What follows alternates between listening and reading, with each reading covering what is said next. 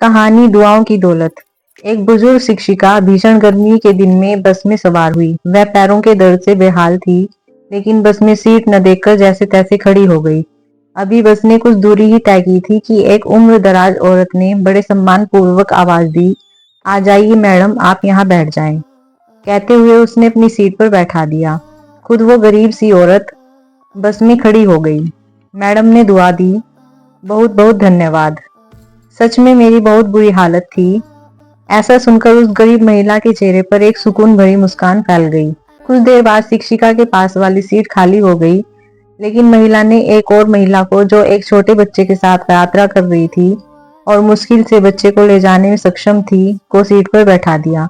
अगले पड़ाव पर बच्चे के साथ महिला भी उतर गई। सीट खाली हो गई, लेकिन नेक दिल महिला ने बैठने का लालच नहीं किया, बल्कि बस में चढ़े एक कमजोर बूढ़े आदमी को बैठा दिया, जो अभी अभी बस में चढ़ा था। कुछ देर बाद सीट फिर से खाली हो गई। बस में अब गिनी चुनी सवारियां ही रह गई थी।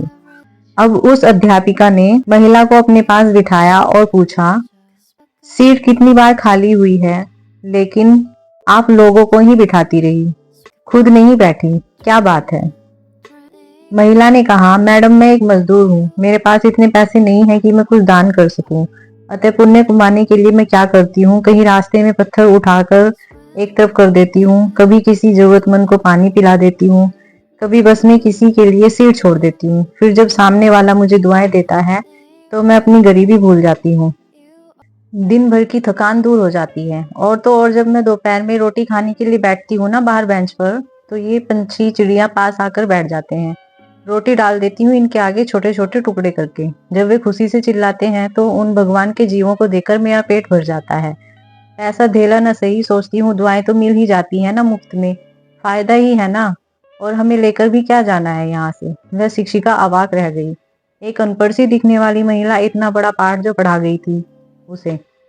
अगर दुनिया के आधे लोग ऐसी सोच को अपना लें तो धरती स्वर्ग बन जाए। अगर आपको मेरी कहानी पसंद आई हो तो मेरे चैनल को सब्सक्राइब जरूर कीजिए। धन्यवाद।